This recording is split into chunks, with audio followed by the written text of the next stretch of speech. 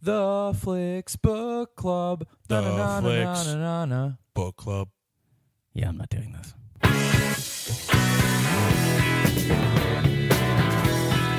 Hey everybody, welcome to the Flicks Book Club. I'm Dennis Rooney. I'm here with my two buddies. Who are they?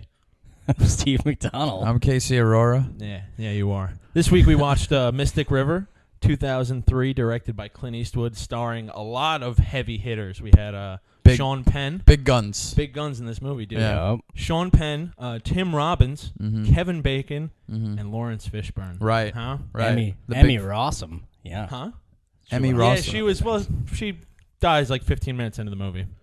But yeah, but that's not a Spoiler spoiler. alert. No, that's not a spoiler. not a spoiler If alert. you've seen the trailer, All you right, know that. so that's why'd you pick the happening. Spoiler movie. alert, this movie's 11 years old. I picked this movie for a couple reasons. One, I've never seen this movie. Two, we haven't really done like a long drama yet. Three, it's directed by Clint Eastwood. right. And also the story, the original story and the novel is by Dennis Lehane. Lehane? Yeah, Dennis Lehane.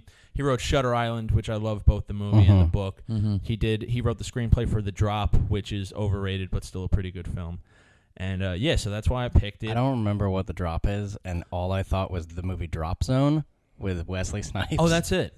Yeah, what that's it. it. Yeah. No, The Drop was James Gandolfini, Tom Hardy. It came out like maybe a year ago, 2 years ago. It was like an Right. independent film Right. Okay, about yeah, the yeah. dog is somehow like a bar murder and dogs. Yeah. I don't know. I It never was a saw little- that. My buddy said that was the best film made in the last 10 years, and I said, you're an idiot. I was like, it's okay. Oh, The Drop. Yeah, The okay. Drop. Okay, I remember that Wait, movie. we saw it together. Yeah, didn't we saw that together. Yeah, we yes. saw it Okay. together. Yeah, it was okay. It was Yeah. pretty good. So that's why I picked it, and let me say, stream this film. I really like this movie. It's not without its flaws, Right. but I really, really like this movie. It's shot great. Clint Eastwood probably my favorite Clint Eastwood movie so far that I've seen of his. Steven? I'm gonna go with Stream It. Okay. I Could we have thought- a Blockbuster. I thought that I hated this movie, Yeah. and then I realized that the one time that I couldn't remember so many things from this movie, Right. and then I realized that the reason why was because the last time that I saw this movie, I was very drunk. Okay. Yeah.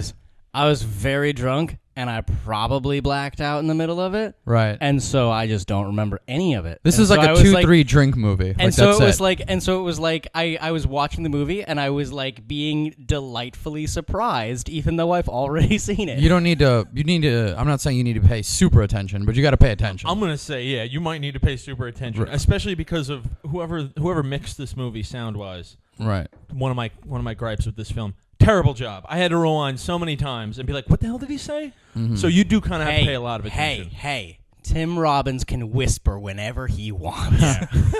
All right. Let's put it in the blockbuster. We got a blockbuster. This is my first Blockbuster. I watched this movie and it was, man, so good. So good. You know, it's like I said, I mean, I think like a couple drinks and that's it, but you can't get blackout drunk. You got to pay attention. And it's a good I can let you know that. You It's cannot. a damn good movie. You got to even now you got to watch it. This movie holds up. This movie Right. could have been made in 2015. It could have I'd been be like, made this is like today. cutting stuff here. Yeah, all right. So we'll get back and then, Yeah, watch go, it. Go watch it if you haven't seen it, huh?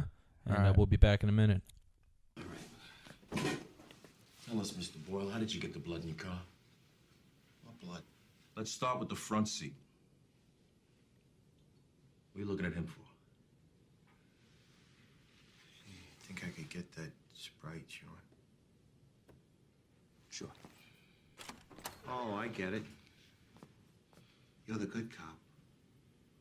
How about a meatball sub while you're at it? I hate your bitch, Dave. Looks like you're gonna have to wait. Yeah, but you're someone's bitch, aren't you, Sean? And we're back. Did you watch it? Did you like it? I bet you did. This is what happened. I watched it and I watched the first. Because wait, you two had both seen this movie before, Right. In some capacity. Yeah. I I had mean, not- I watched it and I liked it then, Okay. but I watched it again and I love it now. That's something I'll say is that besides being a very good movie, this movie, even knowing the whole plot kind of in and out, because afterwards I'm like, what exactly happened in every aspect of the movie? Right. Even after knowing this whole movie in and out, I would watch this again Yes. probably pretty soon. Right. It is a good. It's I wouldn't do that just because it's too long. Yeah, I mean, it's not a casual movie, but if you're in the mood, like It's- I watch Shutter Island every 6 months probably. That's weird. and that's a long movie too. yeah, a that's weird thing that's to a do. bit. I That's love a that bit movie, man. weird. Love that Strange movie. Use like that old lady with thinning hair, raking leaves. Yeah, that woman's creepy as hell. You just watch that lady over and over and over. It's a couple great shots in that film. But yeah, Mystic one of River, the acting, Sean Penn is amazing. You know, whatever you think about his like views as a person, like he's like Tom Cruise in some aspect. You just forget all the ridiculous things he does in real life, but when he's behind, the camera is on him, and he's amazing. He's absolutely. So talk about the story. Let us know about the story. Am I wrong? I'm just gonna point this out before we get started on that. Does Sean Penn just always seem like he's never had a good time? Like in any of his movies? Not in any of his movies, but just like in his life. He just, every time I ever see him, he's got a stern face. Right. And he just seems like angry at somebody. And I mean, I know that in this movie, it's like his daughter dies and like there's all these bad things that happen. Right. But I've never seen Sean Penn be happy. He's smiling at the end. He seems pretty. Yeah, he seemed pretty happy. Yeah, but that's that kind of smile where it's like, yeah, I am smiling. I'm going to murder half this town and take its money. Like, That's how I felt, That's dude. still rewarding. All right, I will say this though. So Sean Penn wins Best Actor that year. Tim Robbins wins Best Supporting Actor. I'd argue that they're at least on the same level, if not Tim Robbins being more important in this movie. No, Like, I don't really see how Sean Penn was considered the leading. Sean Penn role in the loses film. his character loses his daughter, Jimmy Markham, right? Yeah. Loses his daughter, and it's now the cops are looking to see who killed his daughter. Tim Robbins Yeah. loses something much bigger than his daughter. His early in this innocence, film, yes, okay? his innocence. childhood, his innocence, his sanity, his Right. mental stability, Right, of course. and that's Yeah. the first thing that happens. And he is, at least in terms of screen time, I think he has probably just as much screen time as Sean Penn. At least I don't know. I'm saying it's close anyway. Yeah, okay. It's close, but I think I enjoyed Tim Robbins' performance more in this film than Sean Penn. I would say so. I would agree. At times, you know, the sad thing is I'm the guy at the table who's like, I really liked Kevin Bacon in this movie. Are you kidding me?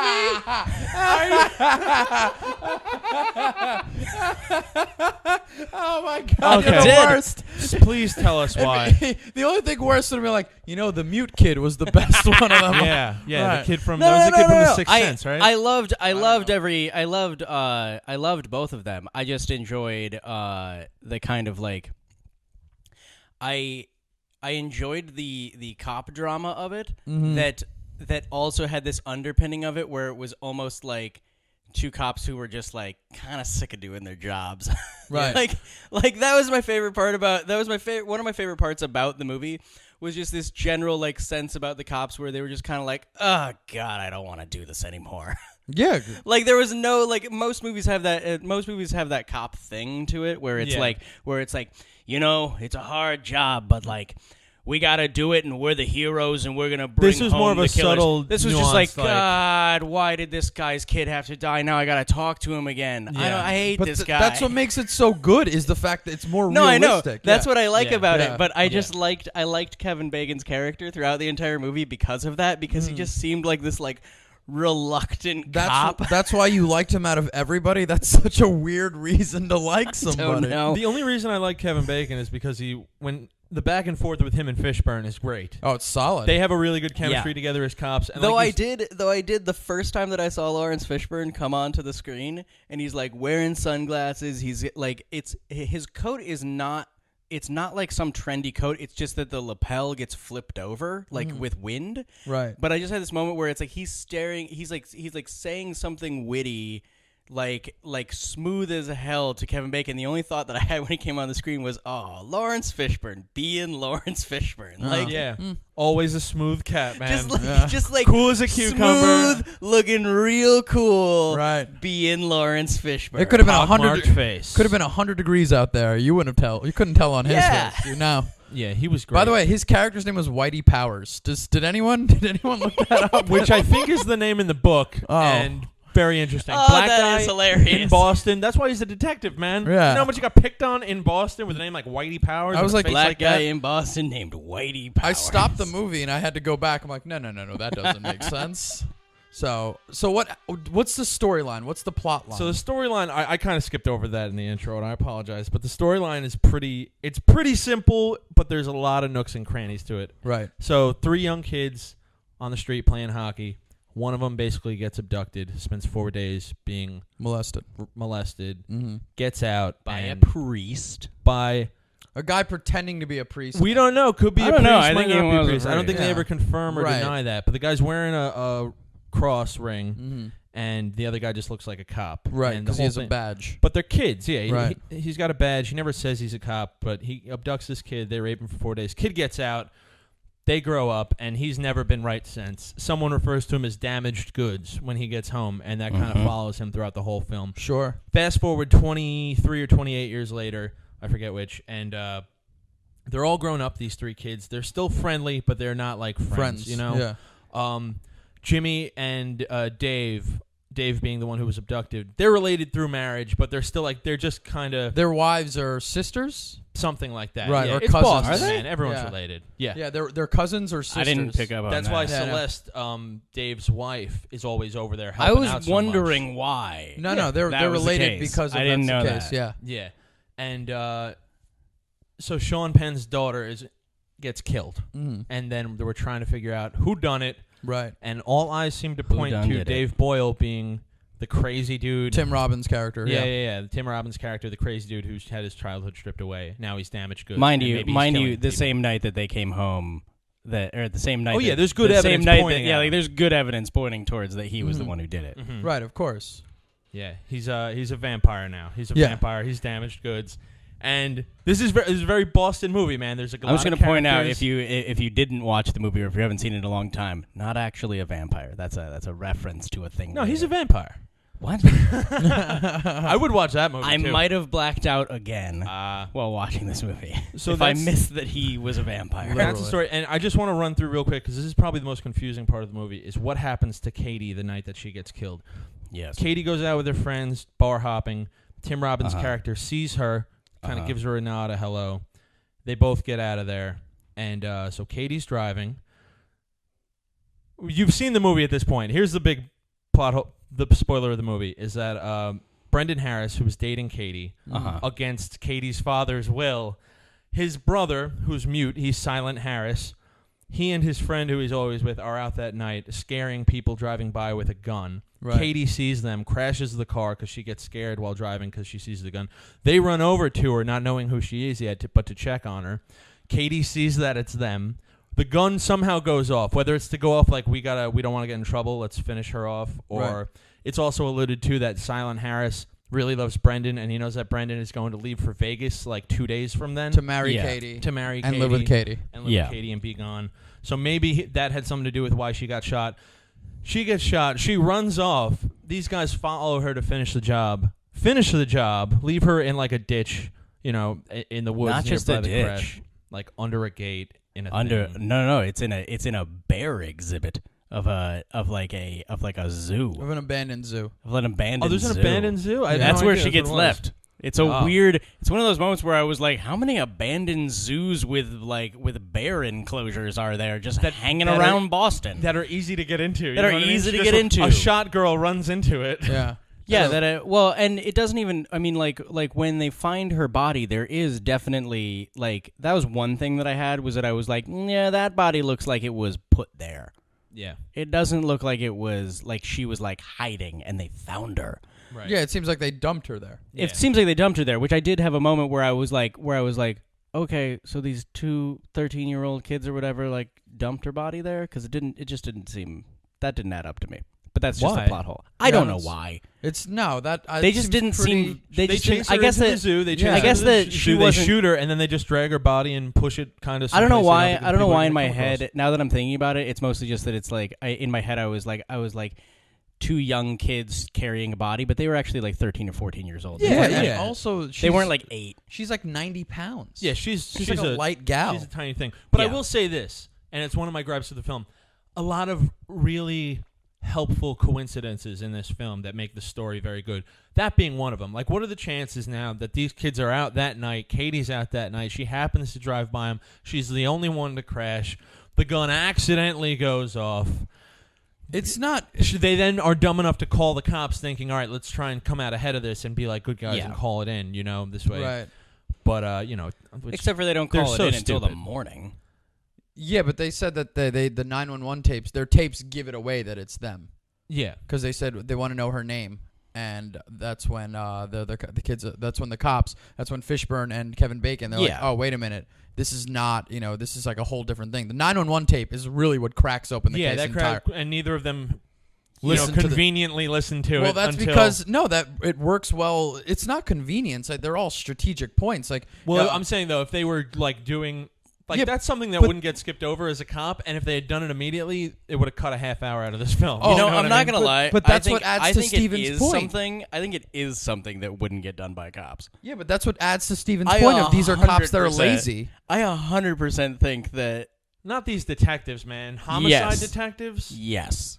I'm sure there's like 20 things that when a murder happens they immediately do. Right. I know that there are conceptions within society that like homicide detectives, because we have all of these different shows that show that homicide detectives are like it's like oh yeah, they just get in there and they understand everything and they know everything. Is that it's like most people that are homicide detectives are not great. Like, when you look at the way that murders are put together... I wish a homicide detective was here and you were saying this to him just to see their reaction. I wish a homicide detective could solve your murder. The amount of cases that I've looked at recently where they got the wrong guy, they got somebody... Like they pinned evidence on somebody, they coerce somebody into something, they don't actually have anything that adds up. This isn't like, about that's what like I'm saying. That's the majority of homicide detectives. These people who work for years to get to that position. Everyone... I would not put it past a lot.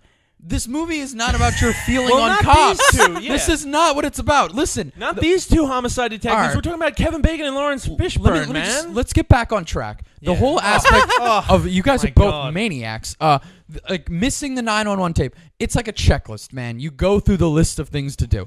Obviously, this is something that just got overlooked. Can that happen? Sure. And it makes sense. It adds to what you had said earlier that made sense about the cops being kind of lazy. And I bet that happens And all the time. kinda Like apathetic. 911 tapes probably help solve a lot of that's what murders, I'm so I don't getting see at. that. or one assumed the other one, like it's stated in the script. He's like, I thought you listened to the 911 tape. Steven just getting slammed Yeah, right like now. I thought you listened. It's like, no, I thought you listened to. They're both on the same. It happens, okay?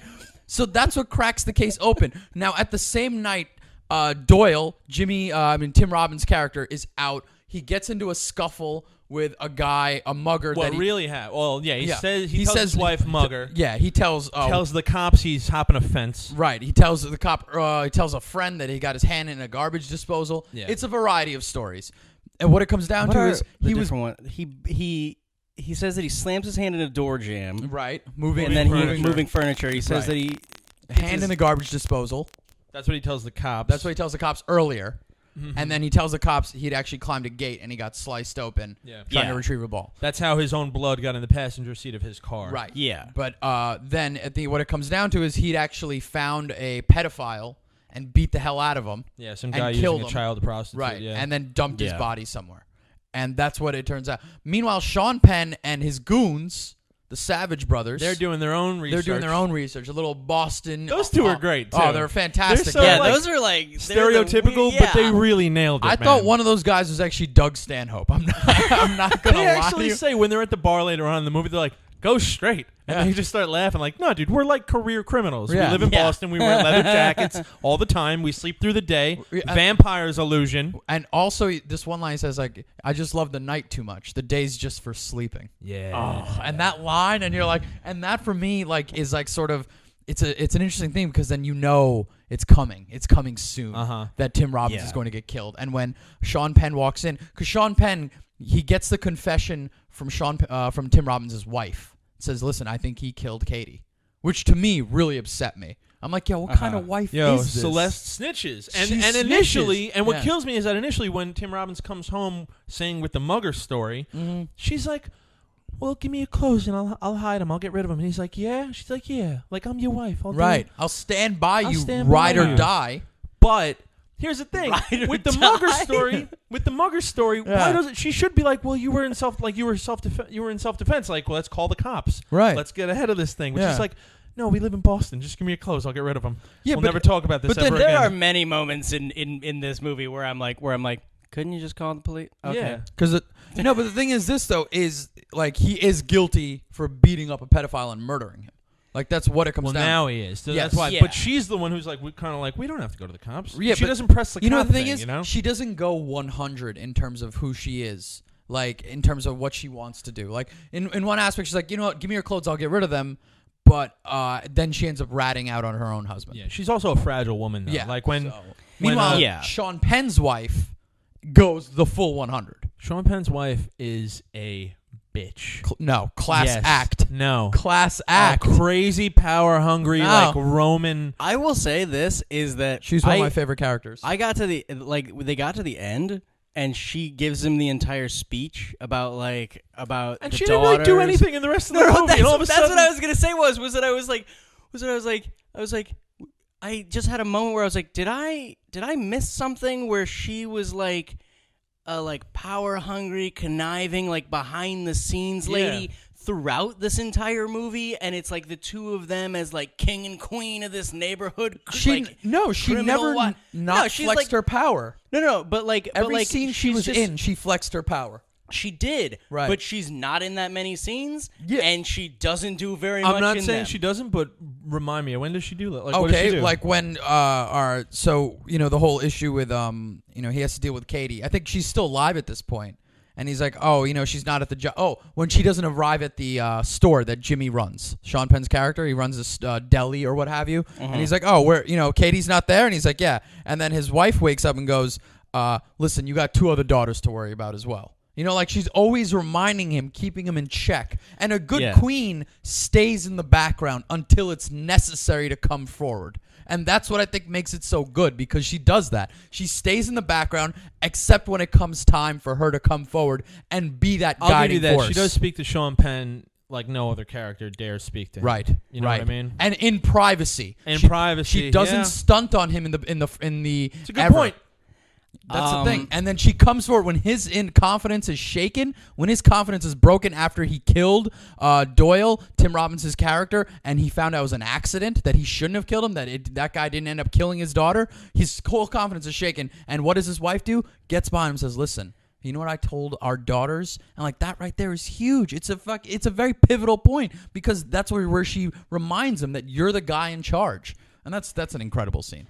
That's a really good scene. It's a really solid scene. I agree. I also She's a ride or die to bitch. change- By the way. I mean, to yeah, change- we know that. Yeah. to change gears on it, because it was just something I was thinking about when you're talking about, like just that scene. Mm-hmm. Does anybody else have the feeling that like this is one of those moments? It almost reminded me of Burn After Reading. Never seen saw Burn it. After Reading, I saw it. where it's like there's an element in Burn After Reading where it's like none of this matters. Yeah.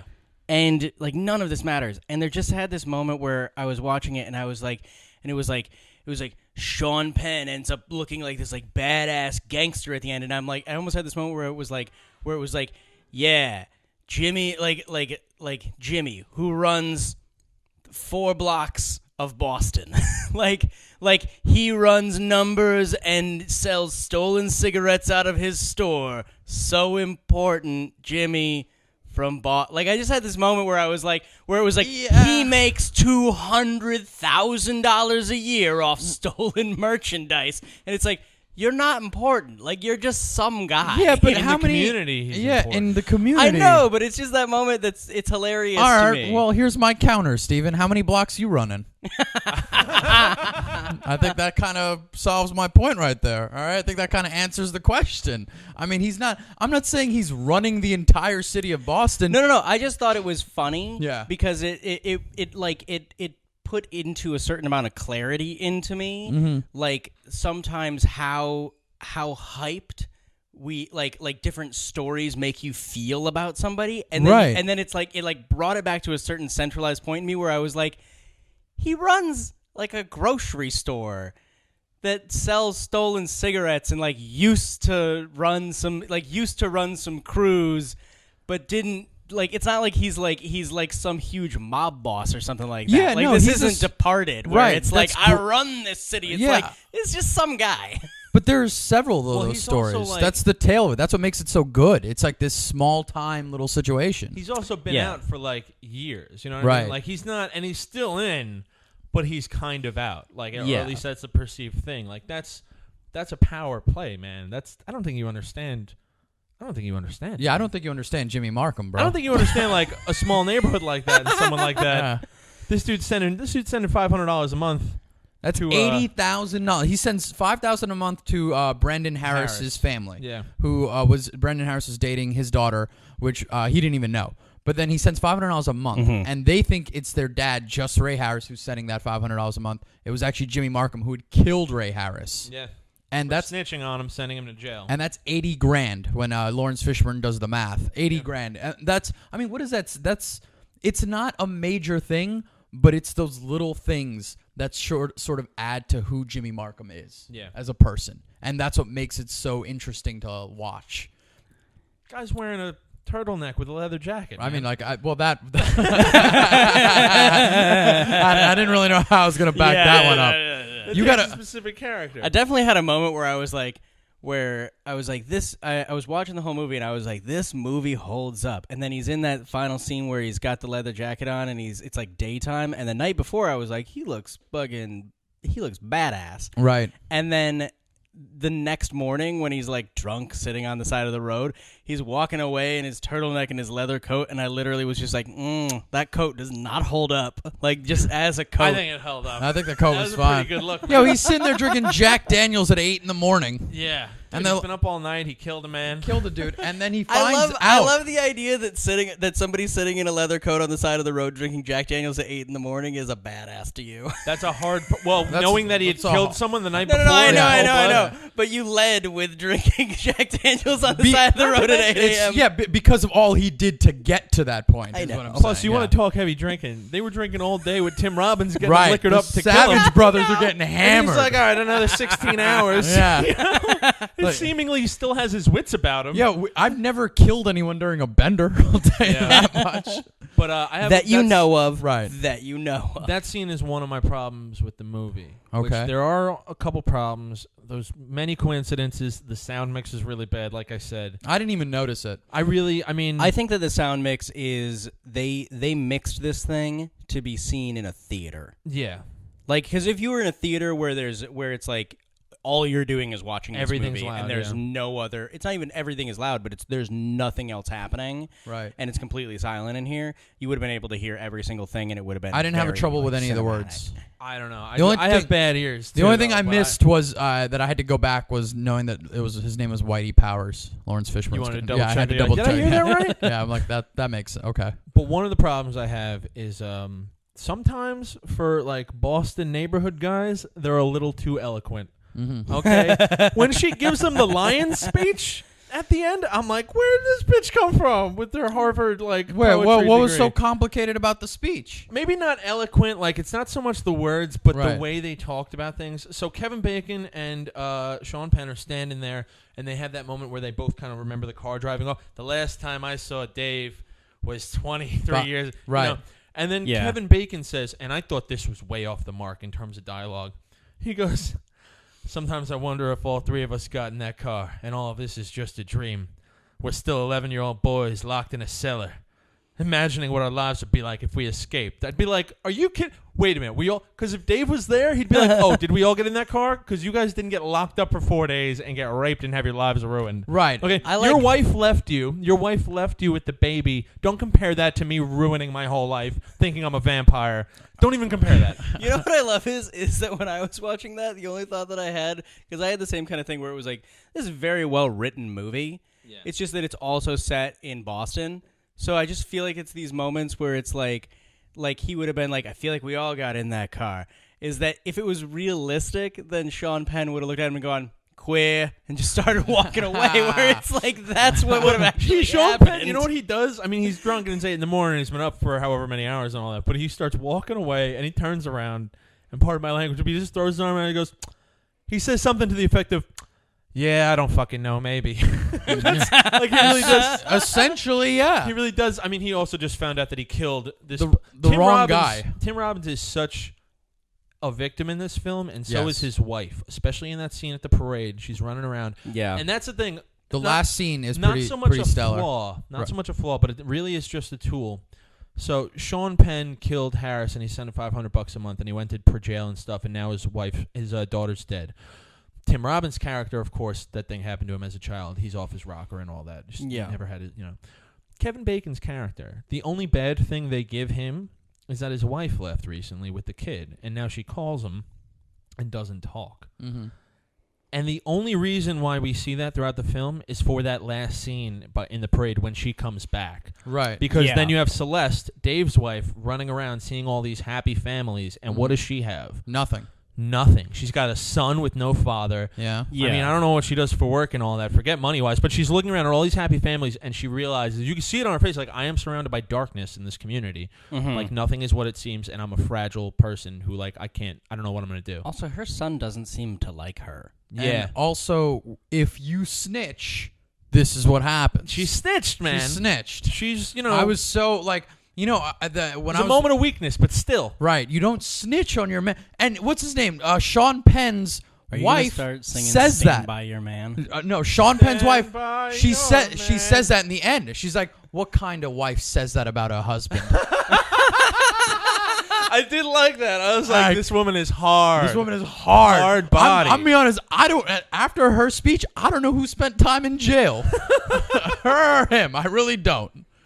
She commits a felony just to spend the time with him in jail. Yeah. Phew. So tough. She spent time in the prison of her mind. Pretty That's what much. happened And she's today. walking around, and Celeste, Tim Robbins' wife, is walking around, looking around, going, "Wow, this is a rough place to be. This is a dark place." Yeah, but that's really would you agree that that's really the only reason why Bacon's wife is even in this film? Like, it's just there's like 4 phone calls where she Yeah. says nothing, No, you just see her jaw. I think that and then she's in the last scene. I think holding it's a kid. to really emphasize. Also, it kind of adds to the effect of that last speech, where we're all Well, sort that's of what I in mean, a. but it's cheap though. For such a long movie, they could have cut some stuff and given this woman like an actual piece. Like I bet she plays a bigger role in the book. the movie you know? probably had it's 2 hours and what 13 minutes. I think? 13 no 2 hours and 17 minutes. Okay. There's really it's just hard to add that. I think to add that in without adding length to the movie. It kind of makes it like this guy he's not divorced. They're still together. She took his kid and left him. Like Yeah. I think that they don't have space. I mean, don't get me wrong. You know what I mean? I This think that's movie's what it comes great. down Who to. am I to say what Right. they should have done? But like, I would have liked to seen a little bit more out of that character because it felt hollow. That Then I would have liked to have That seen angle. more of Sean Penn's wife. To be honest, I would have preferred. maybe. to But if see we her- had seen more of her, it might have taken away from her big old speech at the end. that's true. I would have liked to see more of Lawrence Fishburne's home life. Yeah. He's actually a gay dude. He goes back to his Asian boyfriend. Yeah, you know what I mean. Life is really solid for him, for Whitey Powers. He's just got a really nice apartment. Yeah. For Mr. and Mr. Powers. I might read this book, Mr. man. and Mr. Whitey Power. Whitey Powers. That makes it even funnier. Yeah, black dude named Whitey Powers, married to an Asian dude Yeah. who's named like I don't know. Living in Boston. So, all right, let's. I think that pretty much wraps it up. I'd say Yes, so. that wraps it. So next week's pick, it's my pick. So yeah, we're all sticking with Stream This, right? yeah, we're all This is yeah, great. no, This is a great 100%. movie, yeah. Stream this. No, next change your mind. Nah, next sticking with- week's pick, it's my pick. I'm going with RoboCop the reboot. All right, cool. I haven't seen Okay. that. I haven't seen it. I'm okay with that. I'm kind of intrigued. Have you seen it, Steven? Yeah, I have. Okay, We'll get into it next All right, well, week. we won't hit the blockbuster. All right, say goodbye, everybody. Have a good one. Oh wait, check out the website, man. Oh. Check out the website, the Twitter. Are we still recording? Yeah, we're still recording. Oh, okay, great, fantastic. Yeah, do that. Yeah, go to Professional podcast, everybody. Flixbookclub.com. Flixbookclub.com. Hit us up on Twitter at FlixBookClub. Like us We on know Facebook. you're out there. We know got you're that. listening. All right, cool. All right, bye. Bye.